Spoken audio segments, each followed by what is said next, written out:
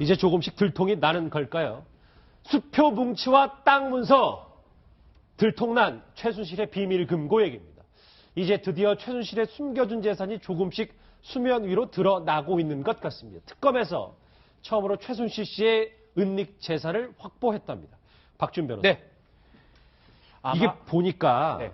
조카 장시호 씨한테 또 시켜서 이걸 했나 보더라고요. 장시호 씨가 아마 이걸 좀 자백했을 거로 좀 추측이 됩니다. 아마 확실치는 않습니다만은 장시호가 최근에 조사받으러 많이 갔었거든요.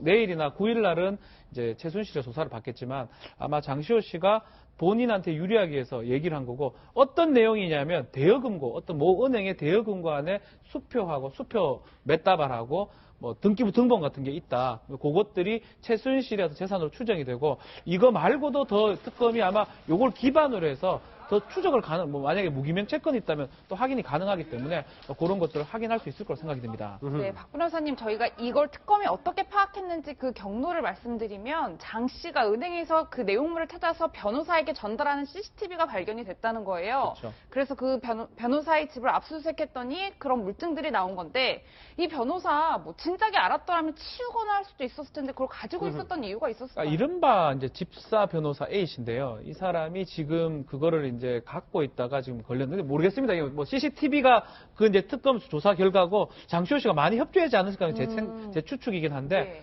그럼에도 불구하고 이 변호사 입장에서는 자기한테 들어올 거는 생각도 못한 것 같아요.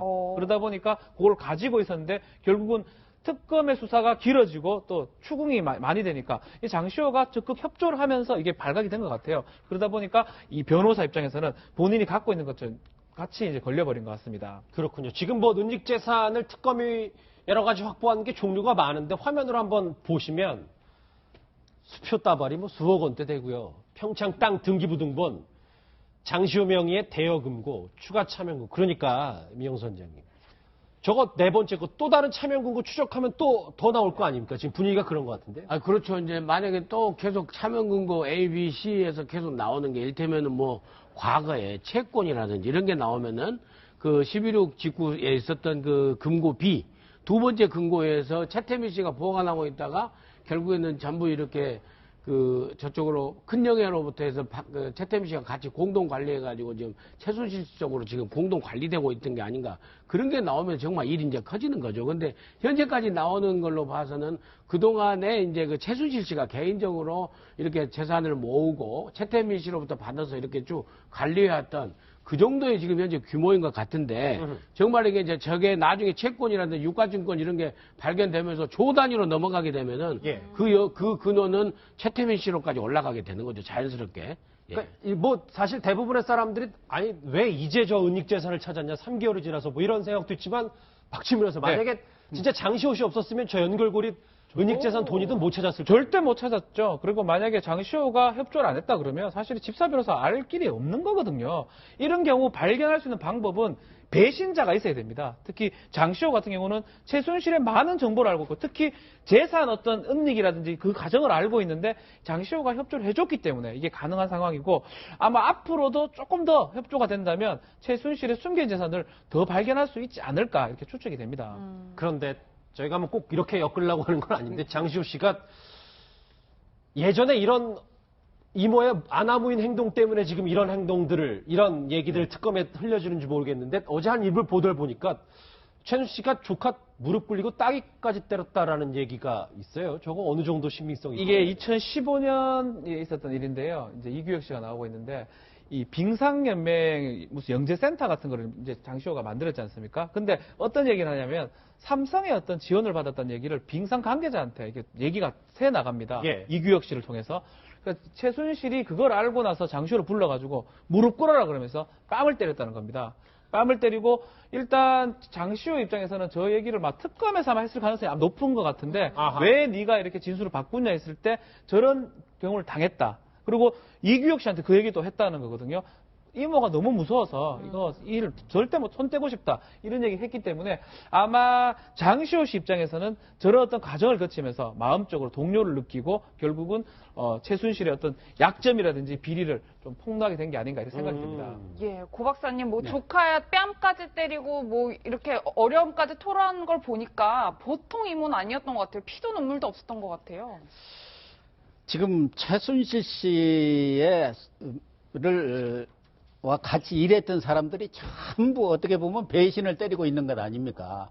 그러면은 최순실 씨가 말하자면 인간적으로 이렇게 잘 대우를 해주고 인간 대접을 해줘서 모른데 지금 뭐 이 장시호 씨도 그렇지만 여러 사람들이 고영태 씨들을 비롯해서 인격적인 모독을 당했다, 모욕을 당했다고 근데 하지 저는 않습니까? 조카는 좀 다를 줄 알았는데요. 근데 조카까지도 말하자면 입이 싸닥해서 지금 무릎 꿇리고 때린 것 아닙니까? 또 주식이라든가 이런 거 나온 것에 대해서도 이 공증을 받으라고 장시호한테 했는데 본인이 직접 가서 공증을 안 하고 다른 사람을 시켰다고 해가지고 그것도 또 엄청나게 꾸짖었다는 거거든요. 그러니까 최순실 씨의 어떤 그 퍼스널리티랄까 인간성이랄까 이런 것들이 상당히 우리 뭐 말로 얘기하면 모질다고 봐야죠. 그렇기 때문에 밑에 있는 사람들 최순실과 같이 일했던 사람들이 지금 다 그런 부분에 있어서 인간적인 모멸감도 크게 작용해서 다 지금 이 얘기를 하고 있는 거 아닙니까? 그러니까 차은택 씨 같은 사람도 특검에서 그랬잖아요. 최순실 씨는 화를 내면 정말 무서운 사람이다. 평생 정치만 한 사람 아니냐. 이런 정도로 많은 사람들이 최순실 씨에 대해서는 상당히 공포감을 갖고 있는 것 같고 장시호 씨도 구치소에서도 혹시 면회 갔다 오다 가다 그렇죠. 예. 말하자면 최순실 이모를 만날까 봐서 피해 다녔다고 할 정도 아닙니까? 이건 제 생각인데요. 조금 전에 그 말씀 하셨잖아요. 자기 자식도 아닌 언니의 자식한테 손을 댄다는 거는 상상할 수 없는, 그 최순득이라는 사람이 가만히 있었을까요? 자기 딸을 그렇게 했다 그러는데 예. 이해할 수가 없는데 저는 이런 사실이 있다라는 이 보도를 보고 언뜻 든 생각이 제 생각인데 예. 혹시 박 대통령께서도 최순실을 무서워하지 않았을까 이런 생각이 잠시 들었어요. 순전히 정 의원님 생각. 제 혼자 생각입니다. 네, 근데 이런 정도의 성격이라면 그래서 남자들까지도 벌벌 떨고 고영태가 증언하러 나가서 최순실 쪽은 쳐다보지도 않고 계속 자기 할 말만 했다는 것도 그렇고 그 이성원이라는 사람도 그렇고 이런 성격이라면 그리고 그 자기 조카를 무릎 꿇려가지고 그런 성격, 이거는 그냥 평범하고 상식적인 성격이 아니기 때문에 혹시 그랬을까라는 생각이 지금 들었어요. 지금. 예. 아니, 믿겠습니다. 이 무서운 이호와 조카 장시호 사실 두 사람의 관계를 엿볼 수 있는 영상이 하나 있는데요. 지난 2차 청문회 때 장시호 씨의 목소리 한번 같이 들어보시죠. 누린계획은 누구 회사예요? 최순실 씨가 만든 회사입니다. 후원 요청서는 누가 작성했어요? 저랑 김수유 팀장이 같이 최순실 씨 집에서 셋이 작성했어요. 5억이라는 돈이 들어왔는데 그게 왜 들어왔는지 몰랐어요? 그거 최순실 씨 집안 대표였어요. 최순실? 저는 최순실 씨한테 월급을 받지 영기센터에서 월급 받지 않았습니다. 총 받은 게 5억이에요?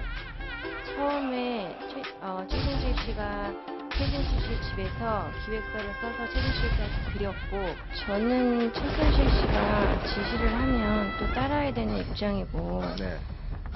또 이모인데다가 뭐 거슬릴 수는 이 관련 업무에 대한 네, 박 변호사님 네. 이렇게 장시호 씨가 뭐 태블릿 PC도 제공하고 특검에 적극적으로 수사에 협조를 하면 본인의 형량을 좀 낮추고 최순실 씨에게 책임을 다 떠넘길 수 있게 되는 건가요? 지금 장시호 씨가 아마 전략적으로 그렇게 좀 하는 것 같아요. 본인이 이제 그때 법정에 나서 좀 미소 짓는 모습도 아마 그런 어떤 자신만만한 표현이 아닌가 생각이 듭니다. 다만 이제 특검에서는 그 경중을 좀 가려야 될 것 같아요. 장시호가 본인의 책임을 벗어나기 위해서 최순실한테 다 미루는 건지 확실히 좀 따져가지고 해야 되지. 그렇죠. 잠시만요. 왜냐하면 네. 그 장시호 씨 입장에서도 자기가 그 이모한테 딱이 맞고 무릎 꿇린 거를 빨리 얘기를 해야 그렇죠. 그게 또 저 본인 신빙성도 생기고 뭐 여러 가지 본인의 죄는 사해질 거 아니겠어요? 맞습니다. 그렇기 때문에 특검에서 그런 걸 잘 따져봐야 될 것 같아요. 진짜 장시호가 정말 이렇게 자백할 만한 어떤 이유가 될 만하고 어떻게 협조할 수 있는 상황이 되는 건지 확인하고 아니면 본인도 가담이 돼 있는데 최순실을 다 미루고 있는 상황인지 막 그런 것들을 특검에서 아마 확인을 하고 있지 않을까 생각이 좀 듭니다. 근데 저 두 사람 무릎 꿇고 따기까지 때렸다는 이모가 그런데 또 조카한테 지시할 때는 다 그 대포폰 쓴 거 아니겠어요? 그렇죠. 그렇기 때문에 사실 장시호 씨 말이 거의 뭐 맞을 가능성이 높겠죠. 높고 최순실에 의해서 장시호가 조종되는 사람 그리고 이 모든 어떤 계획의 우두머리 격은 최순실 씨다. 그리고 본인이 최순실 씨라고 말하는 게 막 그런 것들을 좀 의미하는 걸로 보입니다. 근데 아무튼 이 대포폰이나 그다음에 이 그 보안, 삼성 관련 얘기를 했다고 그래서 보안을 못 지킨 거 아니에요? 예. 맞아요. 그렇게 해서 이렇게 보면 대법원도 사실 보안하고 관련된 거라서 늘 최순실 씨가 지난 40여 년 동안 박근혜 대통령하고 아주 일부만 이렇게 폐쇄적인 그 조직을 가지고 계속해서 살아온 게 이 체질화된 게 아니냐. 그런 가운데서 본인한테는 한없이 너그럽고 관용을 베풀지만은 일이 어그러질 때 남에게는 아주 가차없이 그냥 매섭게 하는 그런 게 체질화됐고, 그다음 정윤회 문건 때도 보십시오. 제일 먼저 챙긴 게 뭐였습니까? 대포폰 4개, 5대, 그 2014년 말에 정윤회 문건이 터졌을 때도 최순실 씨가 대포폰을 제일 먼저 전화 싹 바꿨다는 거 아니에요? 사용했던 거? 그래서 늘 보안에 이렇게 그 신경을 쓰고 살아야 되는 폐쇄적 그런 그 생활을 해온 데서 이 장시호 씨가 조금 어긋나니까 그렇게 무릎 꿇리고 조카를 갖다가 하지 않았나. 이렇게 생각이 됩니다. 예, 고 박사님, 대포폰 얘기가 나와서 그런데 이번에 특검에서 확보한 대포폰만 50대가 넘는다고 하는데 이렇게 많이 쓰는 경우가 있나요? 그러니까 대포폰 공화국인 모양이에요. 대통령까지 썼다고 정호성 비서관이 증언을 했지 않습니까? 실토를 했었죠. 실토를 했었는데, 그러니까 최순실 씨만도 23개를 쓴 거 아닙니까? 그렇기 때문에 이 정부에서 있었던 고위직을, 대통령을 비롯한 고위직부터 최순실까지가 자기들이 한 행위가 떳떳한 일이 아니다. 떳떳한 일 같으면 공용폰도 있고 얼마든지 그 폰이 아니라도 뭐 이런 일반 전화기로도 얼마든지 할 수 있는 얘기들인데 전부 지금 대포폰을 쓴 거 아닙니까? 그러다 보니까 뭐 이런 비밀주의, 폐쇄주의, 어떻게 보면 자기 보호 기제랄까 이런 것들이 아주 적극적으로 반영된 그런 결과라고 보여지는데, 정말 뭐 최순실 씨는 말할 것도 없고 청와대까지도 비서관들 보통 서너 개씩 이 대포폰을 갖고 있었다고 하니까 이게 다 불법 행위 아닙니까? 그런 불법 행위를 가지고 또 불법 행위를 한 것이죠. 비리를 저질렀기 때문에 자기들도 이것이 비리라는 것을 알고 있기 때문에 대포폰을 가지고 몰래 사용을 했는데, 이번에 뭐 이렇게 수사를 받다 보니까 그것이 백일하에 드러난 것이죠. 그러니까 짧게 말씀을 드리자면 장시호는 그 동계 스포츠 영재센터잖아요. 예. 그러니까는 동계 스포츠 영재센터도 자기가 무릎을 꿇고 맞았다는 거는 최순실이 정점에 있었다는 겁니다. 그리고 어제 재판에서 증언을 보면 K스포츠 재단도 그 이사장이나 사무총장이 나와서 하는 얘기가 최순실이 정점에 있었다는 거예요. 그러니까 실소유주가 최순실이다. 그러니까 모든 책임은 최순실에게 있는데, 그럼 최순실의 권력이 어디서 나오는가? 박 대통령에게서 나온다는 거죠. 그러니까 의료농단의 김영재, 박채윤 부부, 예. 그다음에 입학비리, 그다음에 블랙리스트 빼고 나머지 농단은 그 정점에 최순실이 있다는 건데, 최순실이라는 강남 아줌마에게 그 권력을 누가 더 씌웠는가? 그건 박 대통령이라는 얘기이기 때문에 안민석 의원이 왜 장시호가 또 보통이 아니고 장시호가 정점이라는데 그게 아니고 내 이모가 정점에 있어요라는 부분을 이렇게 얘기하는 무릎 꿇고 겁니다. 따기 때리고 네. 그 얘기를 한 거군요. 대포폰 23대를 갖고 정말 많은 일을 했잖아요, 최순실씨가. 그런데 저도 몰랐던 또 하나의 얘기가 있었습니다. 노승일 씨의 목소리 한번 들어보실까요? 최순실이 가장 주안점을 뒀던 게 인천 아시안게임 경기장이었어요. 거기를 쓰고 싶어 했었어요. 거기를? 예, 그래서 정의식 전 사무총장도 그 재판 과정에서 뭐라고 얘기했냐면, 안정범 수석이 인천 윤영복 시장한테 전화를 줘서 우리 직원이 거기 갔었다. 그 간 직원이 또 저예요. 그러고 난 다음에 제가 정의식 사무총장한테 바로 보고를 드리죠. 이렇게 부정적이다. 이랬더니 한 이틀 있다가 또 다른 담당자가 전화 와요. 뭐 어떤 시설을 어떻게 구해드리면 되냐. 이거는 진짜 엄청났어요. 네, 박 변호사님, 네. 노승일 씨가 또 입을 열었는데 이번엔 최순실 씨가 인천 아시안게임 그렇죠. 경기장에 눈독을 들였다는 건데 왜 그러는 걸까요? 아마 이걸 갖고 K스포츠 재단이라든지 그 자기 더블루 K죠. 아마 거점으로 만들고 싶어서 한 게 아닌가. 사업상으로 이렇게 경기장을, 글쎄요, 이걸 어떻게 가질 수 있는 건지 저도 잘 모르겠습니다. 그렇지만 저 시중에 매물로 나오는 게 아니지 않습니까? 저게 팔립니까, 저게? 하여튼 이해가 안 되는데, 어쨌든 노승일 이 부장의 얘기 들어보면 어떤 식으로든지 본인이 거기 이권을 행사해가지고 어떤 특혜를 받고 싶어 한다는 어떤 그런 뉘앙스로 보이고, 체육계에 많은 어떤 내용들이 있거든요. 그렇기 때문에 이것도 충분히 신빙성이 있는 어떤 얘기가 아닌가 생각이 듭니다. 글쎄, 빼돌린 재산도 지금 들통이 나고 있고, 장시호 씨에게 무릎을 꿇리고 따기까지 때렸던 여러 정황들도 이 조카의 입에서 들리고 있습니다. 특검발 얘기해봤고요. 다음 주제는 지금 한창 주목받고 있는 이 사람 얘기입니다. 다음 주에 바로 확인하죠.